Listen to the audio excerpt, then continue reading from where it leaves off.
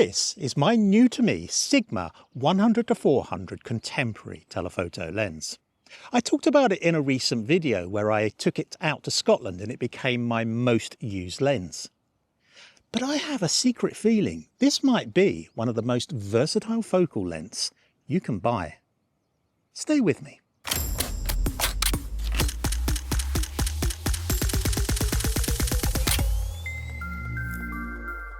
So this lens is a bit of a paradox. A lot of photographers who say shoot urban areas or street photography are going to say this is way too big, way too heavy, way too cumbersome to be a versatile lens. Paradoxically, a lot of sports and wildlife photographers will say this lens doesn't have enough reach. They would prefer a 150-600 or perhaps a 200-800. Just to be able to pull in their subject. Today, I'm going to give you my opinion why I think both of them are wrong. Now, the first thing is that this is a relatively cheap lens compared to, say, a 150-600 or even the longer focal lenses, and particularly if you buy an OEM lens, for example, the Sony version of this, which is about £2,500. I bought this one for £600 second-hand. It's in absolutely mint condition. Is the image quality as good as the Sony? Probably not. Today we're going to take a few pictures and test it out. Probably it's not quite as sharp as the Sony, but it does have a lot of functionality on it. It has focus limitation, so you can limit the focus to increase the autofocus speed. It has 2 stages of image stabilization. It has a panning mode for sports and wildlife photography where you're actually hand holding the camera, and it has a more traditional steady mode, which is when you're hand holding but not actually panning the camera. And of course you can switch that off. It's a fast-ish lens running from f5 to an f6.3. But of course with modern ISO denoise tools, fast lenses are not quite as important as they used to be. Yes, if you want the bokeh, then absolutely, you want that nice shallow depth of field. But on this sort of range of camera, you're still going to get a pretty decent shallow depth of field. Today I've brought it up to the wonderful St Mary's Lighthouse. It's very, very backlit. I've been shooting some sunrise images earlier this morning.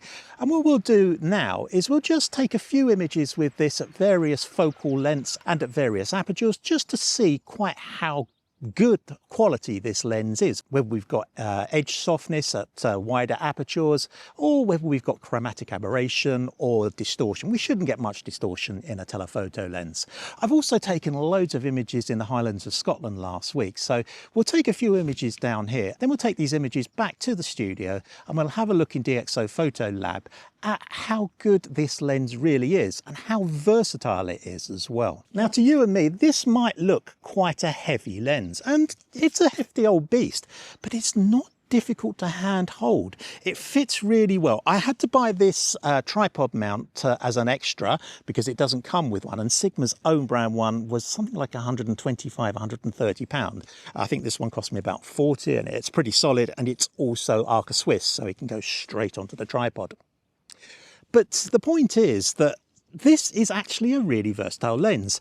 It's not discreet by any means, but you can use this in a city and get some great shots pulling up details, using shallow depth of field and just general candid photography. But of course you can also use it on landscapes and wide open spaces to pull in details and stuff like that. And you'll see some of those images that I took in Scotland that I took with this lens of landscapes. It's such a versatile lens. So it's an absolutely glorious morning here at St Mary's Lighthouse. I'm going to go and stick this on a tripod and take a few sort of test shots under controlled conditions. Like all of my tests, they're not scientific, they're just practical in the real world sort of shots. We'll take them back to the studio, load them into Photo Lab, and then we'll have a little look, closer detail at just how useful this lens is.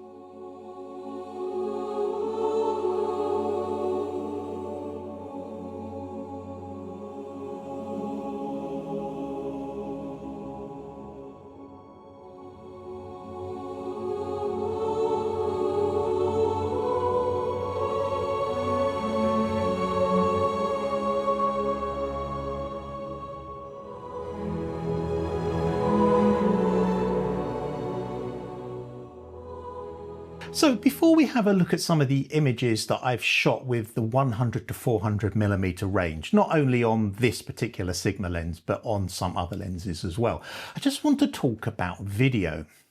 Now, a lot of video these days is shot on relatively wide-angled lenses. It's shot on smartphones, or it's shot on mirrorless cameras that are on gimbals. By their very nature, you can't put a big, long, heavy lens on a gimbal, which means a lot of the footage that you see is quite generic, quite sort of wide-angled, lacking in the ability to pick off details and compress backgrounds and stuff like that. The 100 to 400 and other lenses of similar focal length are absolutely ideal for finding footage that looks a little bit different, that compresses backgrounds, that actually stands out from the crowd. Of course, you're going to need to put it on a tripod, hence me buying that tripod bracket that I mentioned back at the St Mary's Lighthouse. That's absolutely vital for being able to lock those images off.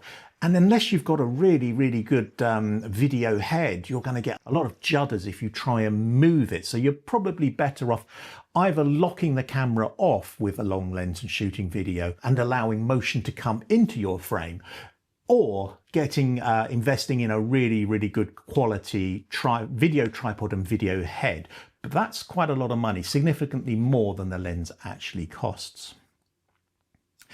Now, I'm not trying to say that the 100 to 400mm is the perfect walk around lens. It's clearly not. It's big, it's heavy, but it's a lot less heavy than, say, the 200 to 600 or the 150 to 600 that you can get from other manufacturers. And it's light enough to be able to keep in your kit bag and pull it out as and when you want it. And you can use it in cities, you can use it in landscapes, you can use it for portraiture, the 100mm. Yes, it's not as fast as a 85-1.8, but at f5 100mm, you're still going to get a really nice sort of bokeh and softening of the background. So we're going to have a look at various images in DxO Photo Lab, starting off with the images that I took to check sharpness of the lens, and then we'll have a look at some more images that I've taken in that 100 to 400mm focal length range, not necessarily on this particular lens, on a number of different other lenses, but all of these images will fit into that 100 to 400 full frame focal length. If you're interested in DxO Photo Lab 9 that I'm using here, or any of their other products, I do have a discount code in the description below.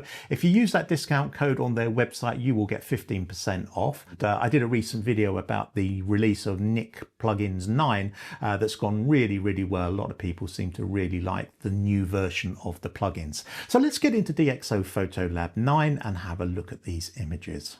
So here we have the images in DxO Photo Lab 9. I have a few images at wider focal lengths and a few images at the longer focal length and the various apertures. We'll start by having a very quick look at these. So this image is at f5 at 100mm, so it's the widest aperture at the widest focal length. And if we zoom in to 100%, have a little scoot around, we can see that even at the widest aperture, this remains pretty sharp all the way across. Now, as I said back on the location, it was quite heavily backlit, and that's kind of by design. I wanted to check how well it dealt with chromatic aberration and stuff like that. And at the moment, I can't see any chromatic aberration in that. Now, let's come up to 200% and see if there's anything obvious there. Now, obviously, DxO does correct the lens aberrations and stuff like that and distortions, so it's quite possible that it's taken it all out. But what it has done is taken it all out very effectively. I see no real distortion or chromatic aberration in that.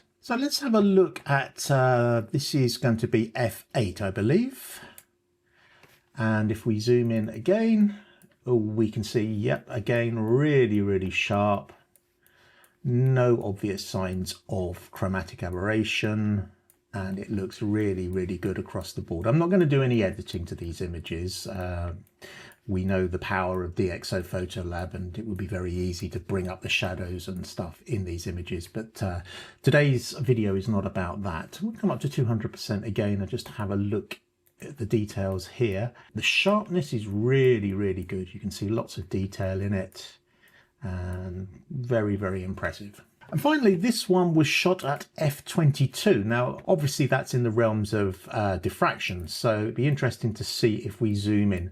And definitely, yes, there is a little bit less sharpness in the brickwork at the end of the pier here. If we come again at 200%, there is a slight softening overall of the image at 200%. But certainly from f5 through to f8 and f11, it's a really, really decent sharp lens. So let's come and have a look at it at 400mm. And you can see instantly that's a really, really bitingly sharp image. It looks really, really good. And if we come in at 100%, you can read all the details in the window here. You can see the details in the brickwork. It looks really, really good. You can even see sort of some definition in the foliage here. This was at f6.3, which is the widest aperture that you can get at 400mm. This one takes it up to f8, I believe. And again, you can see it's nice and sharp all over the image here. However, if we come to f11, it looks a little bit softer. Now, this is not to do with the lens as such. I think it's because my shutter speed was quite low and there was a reasonable bit of wind blowing at that time that I shot this.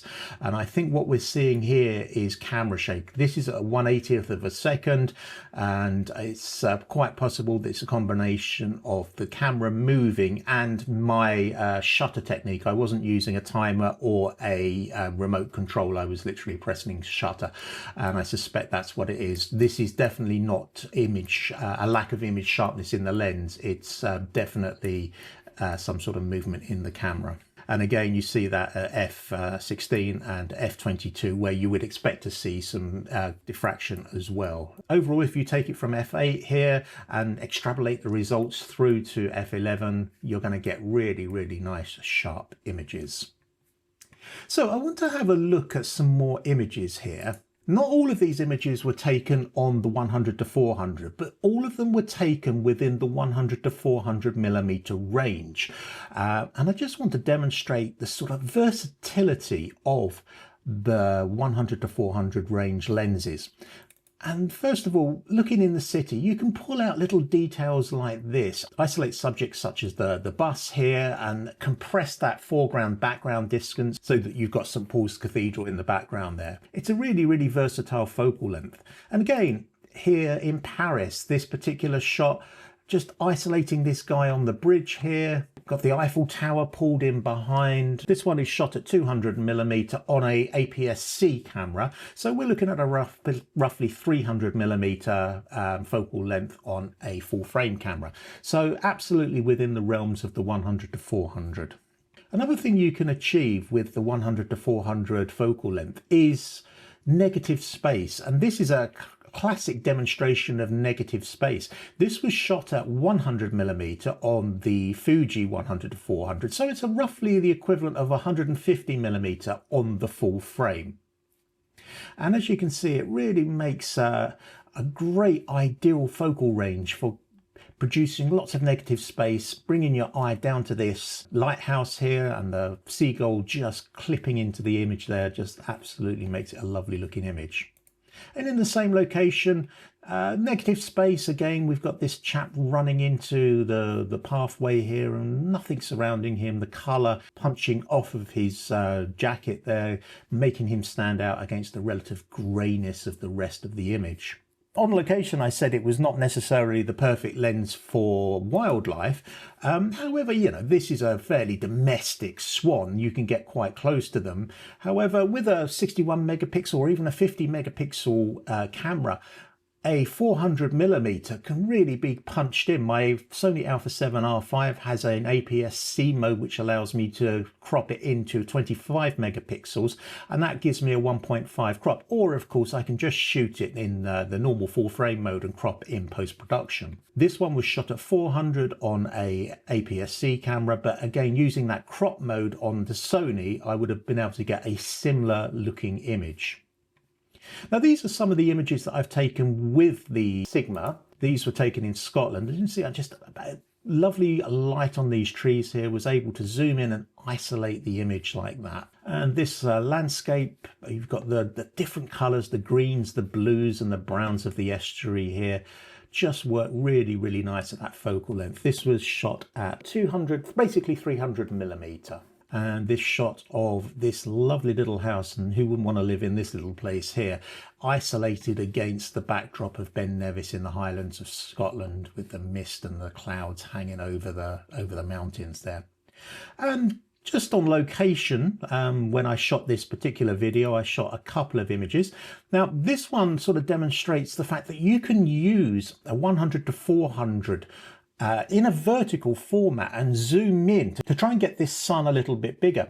There's no way I can move back and zoom in to get this lighthouse and hence the sun looking bigger in the image. So what I've done here is actually done an HDR bracket, and this is actually 16 shots that come in at just under a gigabyte in size, all merged together in Lightroom in this particular case, and it gives you this lovely looking image, all those images shot at I think around 150mm.